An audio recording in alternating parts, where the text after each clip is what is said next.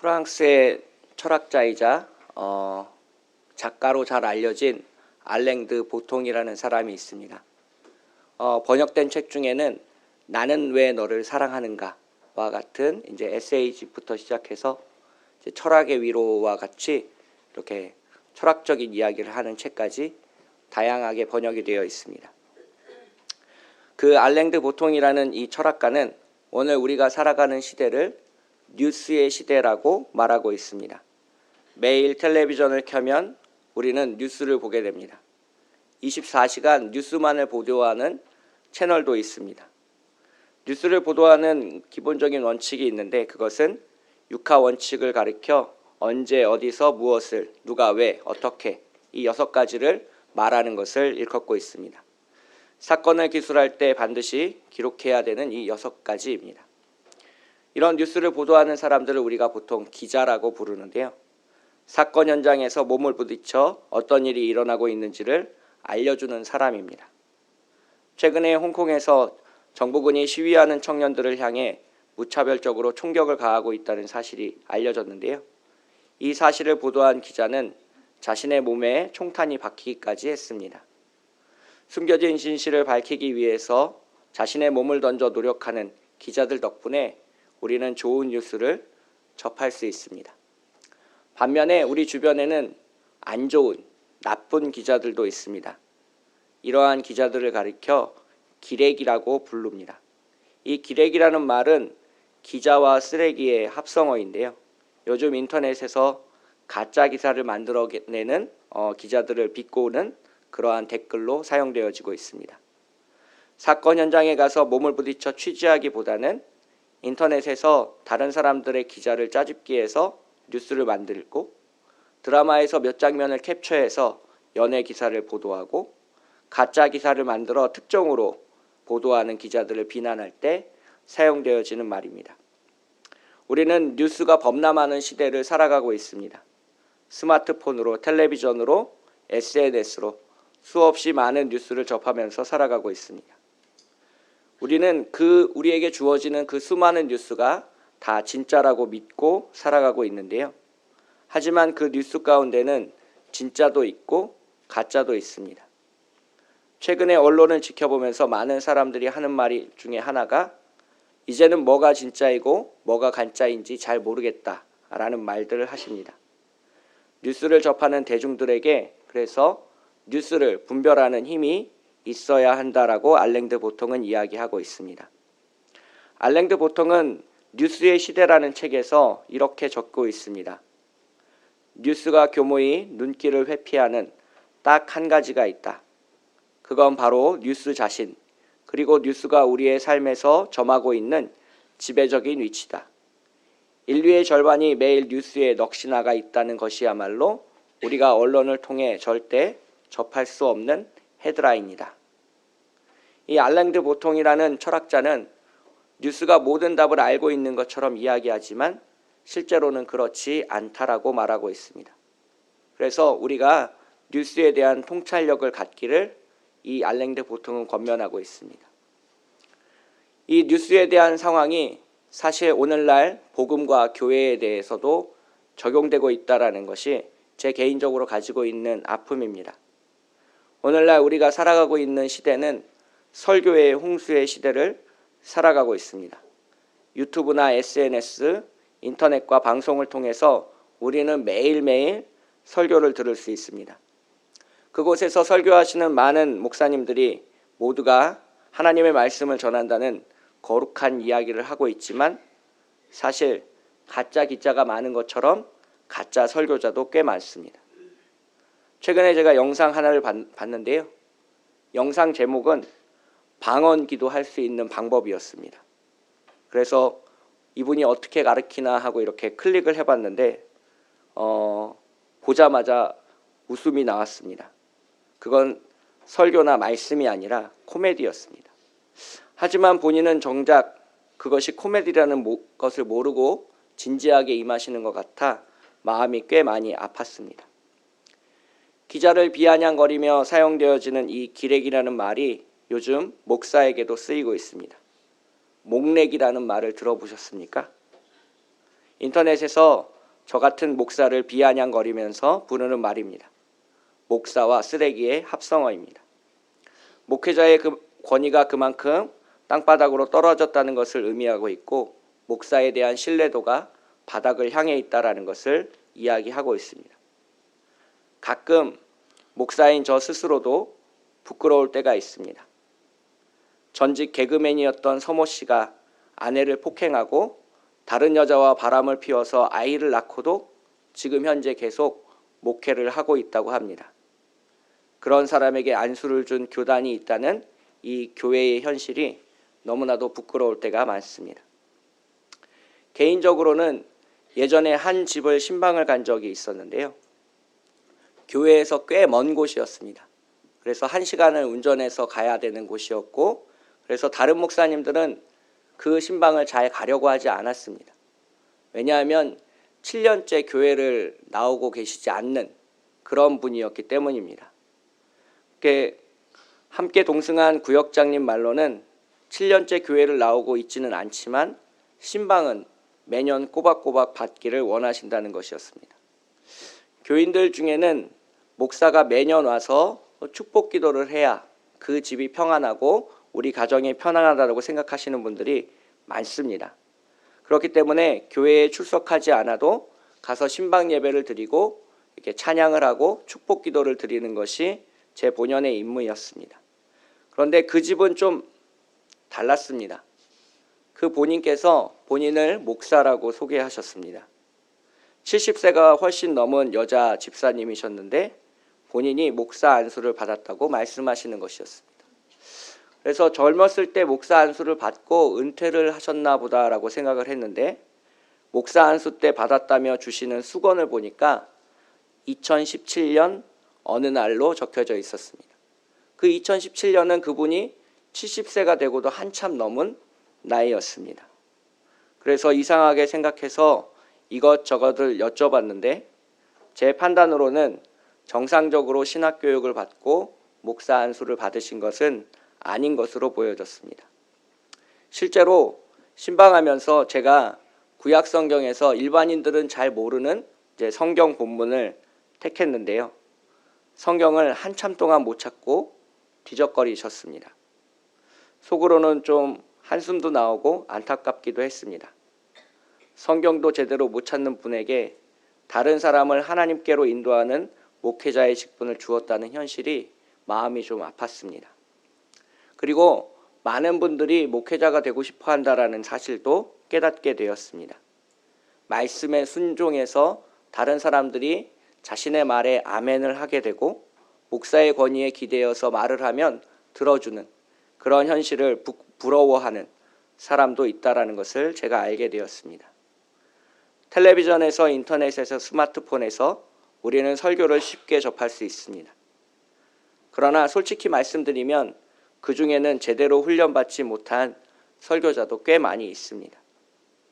설교의 홍수 속에서 살아가는 우리들이 갖춰야 될 것이 있다면 그것은 말씀을 분별하는 힘을 가져야 합니다. 다른 사람의 설교에 휩쓸리는 것이 아니라 내가 만난 하나님을 기준으로 판단할 수 있어야 합니다. 내가 겪고 내가 듣고 내가 경험한 하나님이 있어야 우리는 좋은 설교와 그렇지 않은 설교를 구분할 수 있습니다. 목회자도 마찬가지입니다. 목회자로 이 자리에 서 있지만 이 목회자 앞에는 수많은 유혹이 도사리고 있습니다. 설교로 다른 사람을 비난하고 싶은 유혹이 하루에도 몇 번씩 들기도 합니다. 나를 싫어하는 사람을 향해서 공격하는 본문을 택해서 그것으로 다른 사람의 마음을 바꿔보고 싶은 유혹이 들기도 합니다.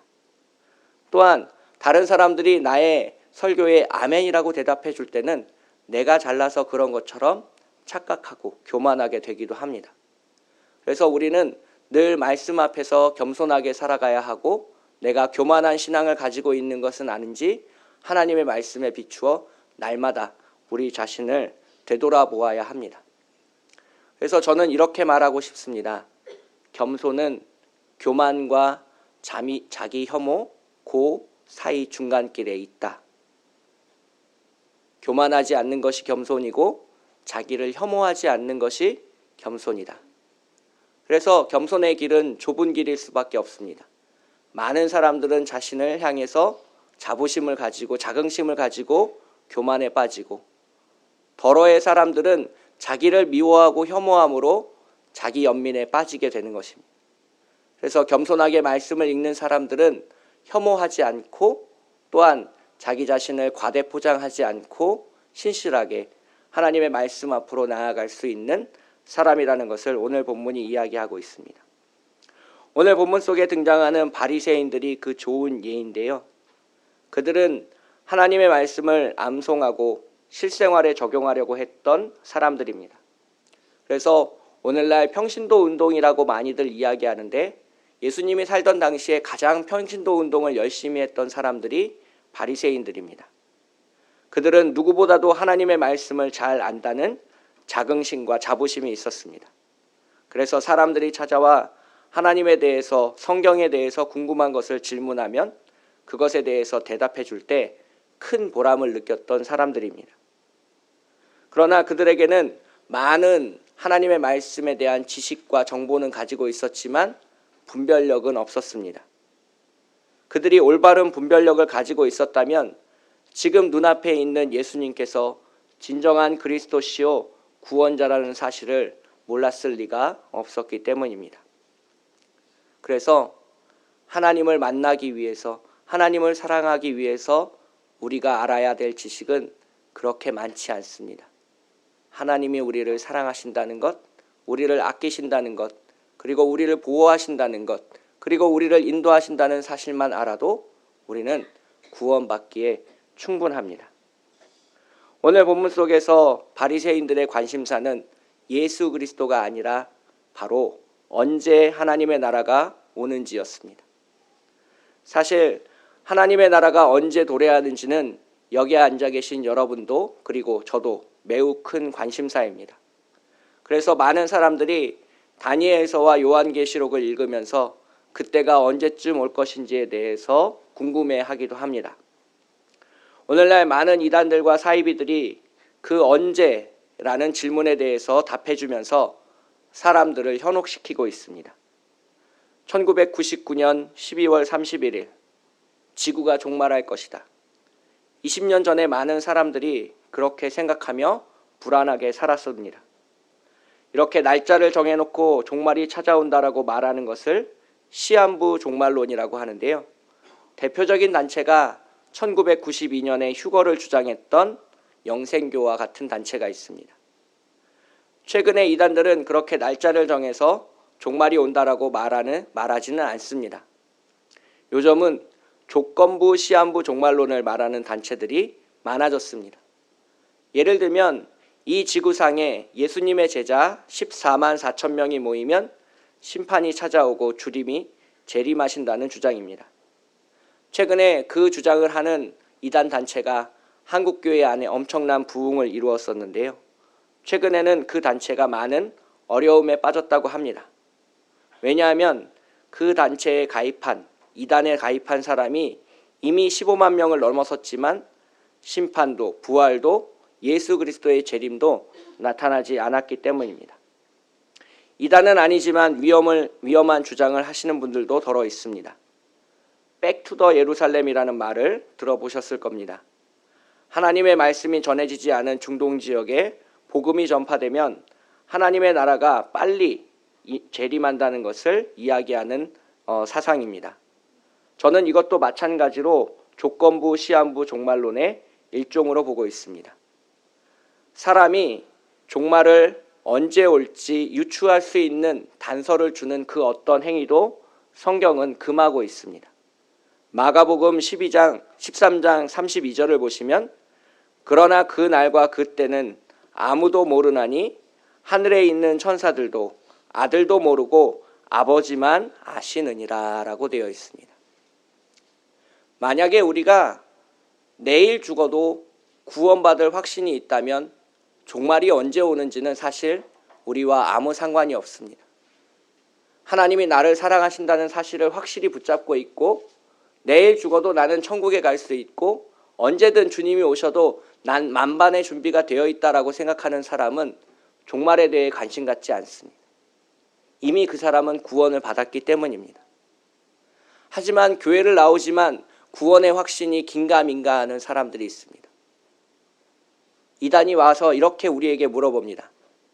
언제 구원의 확신을 가지셨습니까? 하나님의 음성을 들으셨습니까? 그렇게 얘기하면 우리는 긴가민가 하게 됩니다. 내가 정말 구원받은 사람인지 아닌지 궁금하게 되고 불안해하기 시작합니다. 그렇게 불안해하는 신앙은 언제 예수님이 다시 오실지 알고 싶어 합니다. 왜냐하면 그때까지는 확실하게 믿어야 내가 구원받을 수 있기 때문입니다. 지난주에 나눴던 그 폭풍 가운데 예수님의 제자들 또한 예수님이 언제 오시는지 궁금해했습니다. 풍랑이 이는 파도 속에서 어찌할 줄 몰라 일렁이는 그들은 예수 그리스도가 지금 나와 함께하고 계신다는 사실을 의심하기 시작했고 불안해했고 내가 죽을지도 모른다는 상황 가운데 있었습니다. 즉 하나님을 믿는 온전한 믿음을 가진 사람만이 그 풍랑 가운데서 평안함을 누릴 수 있고 주님에 대한 확신을 가질 수 있고 이 세상을 살아갈 수 있습니다. 즉 구원에 대한 확신, 하나님에 대한 사랑을 가진 사람은 언제 예수님이 오실지는 중요하지 않습니다. 이미 예수님이 오셔도 충분할 만큼 내 마음의 청소가 다 되어 있고 내 삶의 준비가 다 되어 있고 이 세상 어느 것도 나는 사랑하지 않기 때문입니다. 그래서 불안하지 않습니다. 주님이 언제 다시 오실지, 내가 구원받을 수 있을지 불안해하지 않습니다. 그렇게 불안해하는 사람들에게 오늘 본문은 24절에서 이렇게 말하고 있습니다. 번개가 하늘 아래 이쪽에서 번쩍이어 하늘 아래 저쪽까지 비침같이 인자도 자기 날에 그러하리라. 즉 주님의 다시 오심, 주님의 재림을 모르는 사람은 없을 것이라는 것. 심지어 하나님을 믿지 않는 사람도 저 공중에서 예수 그리스도가 내려오신다는 것을 충분히 알 수 있을 만큼 확실하게 우리에게 보여주신다는 것. 어떤 소수의 사람에게만 특별한 비밀을 주어서 예수님의 재림을 가르쳐 주시지 않는다는 겁니다. 구원의 은혜는 보편적입니다. 구원의 은혜는 차별이 없습니다. 구원의 은혜는 모든 사람을 주님 앞으로 인도합니다. 그 주님 앞에 섰을 때 우리가 의인의 심판을 받을 것인지 죄인의 심판을 받을 것인지가 차이가 있을 뿐입니다. 오늘 충분히 내가 의인으로 불리기에 합당하다면 언제든 주님을 다시 만나도 두려울 것이 없습니다. 그 두려움 없이 하나님이 오시기를 간절히 바라는 우리 모두가 되시기를 축복하겠습니다. 그렇다면 믿는 자는 구원의 확신을 가지고 있는 우리는 오늘을 어떻게 살아가야 할까요? 오늘 본문 26절에 답이 있습니다. 26절, 27절을 함께 읽어보도록 하겠습니다. 노아의 때에 된 것과 같이 인자의 때에도 그러하리라. 노아가 방주에 들어가던 날까지 사람들이 먹고 마시고 장가들고 시집가더니 홍수가 나서 그들을 다 멸망시켰다라고 되어 있습니다. 즉 우리가 잘 알고 있는 바와 같이 창세기에 나오는 그 홍수 사건은 많은 사람들이 홍수는 일어나지 않을 거다라고 생각하는 그 시점에 찾아왔습니다.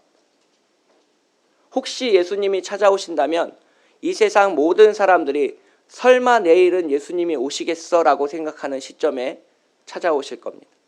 아무 준비되어 있지 않고 나만이 교만하게 오늘을 살아가는 사람들에게 하나님의 다시 나타나심은 임재할 것입니다. 그 하나님의 나타나심 가운데 우리는 이 세상 가운데서 무엇을 했는지 어떻게 살아왔는지를 심판받을 겁니다. 세상 사람들처럼 먹고 마시고 나의 부를 즐기고 세상 가운데서 하나님 없이 살아왔는지, 혹은 많은 재산을 가졌지만 주님 앞에서 의롭게 살아왔는지, 그 재물을 하나님을 위해서 사용했는지 이웃을 위해서 사용했는지 분명히 하나님께서 우리를 판단하실 것입니다. 노아는 하나님의 약속을 믿고 해가 쨍쨍이 내리쬐는 여름 하늘 아래 배를 만들기 시작했습니다. 노아가 배를 만든 곳은 바닷가가 아니라 산 위에 가장 높은 언덕에 만들었습니다. 많은 사람들이 노아를 미쳤다고 했습니다. 비가 오지 않는 이 하늘 아래에서 배를 만들고 있는, 그것도 산 위에 배를 만들고 있는 노아를 멸시하고 천대하고 손가락질했습니다. 세상 사람들의 멸시와 천대 가운데서도 노아는 하나님의 말씀을 의지하고 묵묵히 자신의 일을 해나갔습니다. 자신이 가지고 있는 재산을 헐어서 나무를 사고 배를 만들었습니다. 심지어 가족들조차도 자신을 이해하지 못하는 그런 상황 속에서 노아는 묵묵히 그 일을 행했습니다. 드디어 날이 되었고 방주 안으로 들어갔습니다. 주님의 말씀에 의지해서 방주 안으로 들어갔지만 비는 금방 내리지 않았습니다. 노아가 방주에 들어가고도 7일이라는 시간이 흐르고 나서야 하늘에서 비가 내렸다라고 창세기 6장은 기록하고 있습니다. 하루 이틀, 3일, 4일 하나님의 말씀이 이루어지지 않는 그 현실 가운데서도 노아는 버티고 견디고 기도하며 찬양하며 하나님을 신뢰했습니다. 지금 우리 눈앞에 하나님의 약속이 나타나지 않는다고 해서, 기적이 베풀어지지 않는다고 해서 우리가 좌절하거나 실망하거나 낙심할 이유가 아무것도 없다는 것을 노아는 말해주고 있습니다. 결국에서 하늘에서 비가 내릴 것이고, 결국에 우리는 구원받을 것이고, 마침내 우리는 하나님과 함께할 것이기 때문입니다. 그 노아처럼 오늘 세상 가운데서 배를 만드는 사람으로 살아가시기를 축복하겠습니다. 세상 사람들은 교회를 비난할 겁니다. 세상 사람들은 교회를 다니는 것이 가장 어리석은 일이라고 말하기 시작할 겁니다. 그 가운데서 우리는 이 서초구에 등대를 짓는 한 사람과 같이 높은 곳에 하나씩 벽돌을 쌓고 나무를 쌓고 주님을 위해 우리가 해야 할 일을 묵묵히 감당해야 합니다. 내가 가지고 있는 것으로, 그리고 아무도 이해하지 못하더라도 우리는 주님의 말씀을 신뢰함으로 오늘을 살아가야 합니다. 이것이 거룩한 삶입니다. 구별된 삶입니다. 하나님이 축복하시는 삶입니다. 주님의 말씀에 순종해서 내가 할 수 없는 일을 하는 것, 그것이 오늘 본문에서 나타나고 있습니다. 예수 그리스도도 그러한 길을 걸어가셨습니다. 갈릴리에서부터 예루살렘까지 예수님은 사마리아를 통과해서 가셨습니다. 그 사마리아 땅에서 많은 기적을 일으켰지만 사마리아 사람들은 예수님을 믿지 않았습니다. 오늘 본문 앞에 보시면 누가복음 17장 11절부터 19절까지 10명의 나병 환자를 고치는 기적이 일어납니다. 10명의 나병 환자를 고쳤지만 그 중에 예수님께 돌아와서 하나님께 영광을 돌린 사람은 단 한 사람, 사마리아 사람뿐이었습니다.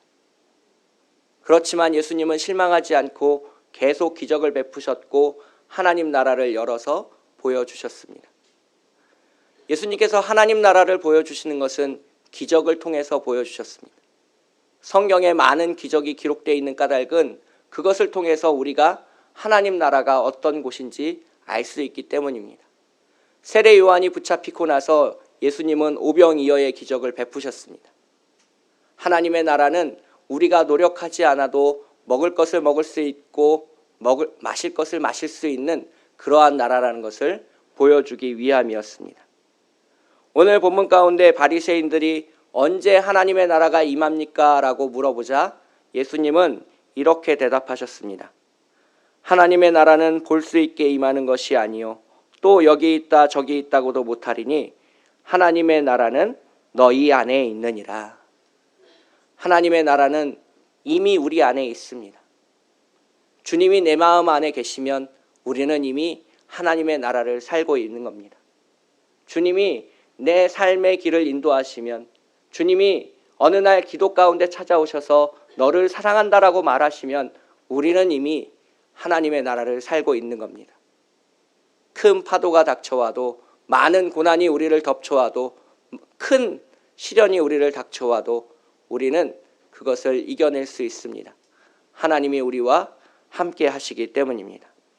그 하나님의 나라를 오늘 누리면서 평안하게 살아가는 사람과 구원의 확신이 없어서 불안해하며 언제 하나님의 나라가 임할지 궁금해하는 사람, 오늘 본문 속에서는 이 두 사람을 대조하고 있습니다.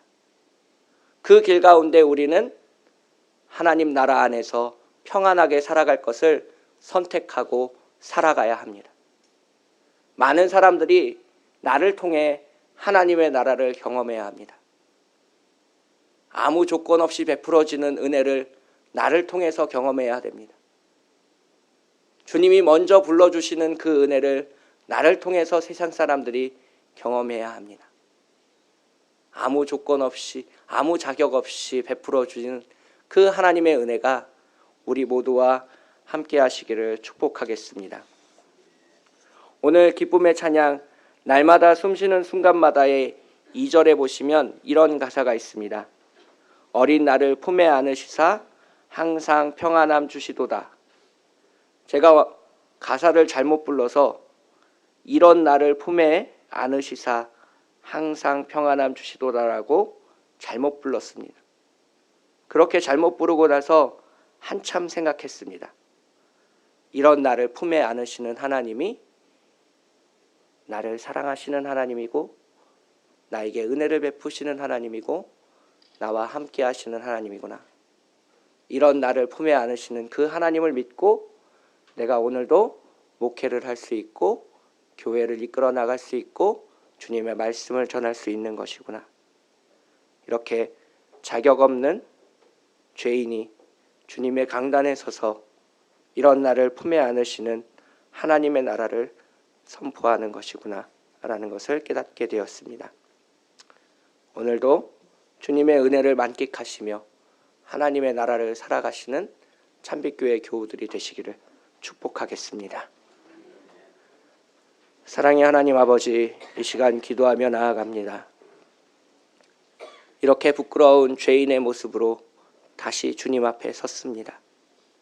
주님의 제자로 살아가지 못하고 주님의 말씀을 전하지 못하고 세상 가운데 일어나는 풍랑 가운데 휩쓸려 먹고 마시며 취하고 다시 이 자리에 섰습니다. 주님의 한량없는 은혜를 바라며 또다시 이 자리에 섰습니다. 주님, 우리를 불쌍히 여기사 안아주시고 하나님의 나라를 우리 마음속에 꽃피워 주시고 그 열매를 세상 사람들이 볼 수 있도록 인도하여 주시옵소서. 언제 하나님이 오시는 것을 궁금해하는 것이 아니라 지금 내 앞에 계신 예수 그리스도를 모시고 평생을 살아갈 수 있도록 인도하여 주시옵소서. 날마다 복음을 전하며 주님 노아와 같이 이 세상 가운데 하나님 나라를 건설하며 살아가겠습니다. 우리와 함께하여 주시옵시고 이 참빛교회 위에 은혜를 더하여 주시옵소서. 우리를 사랑하시는, 우리를 아끼시는 예수 그리스도의 이름으로 간절히 기도합니다. 아멘.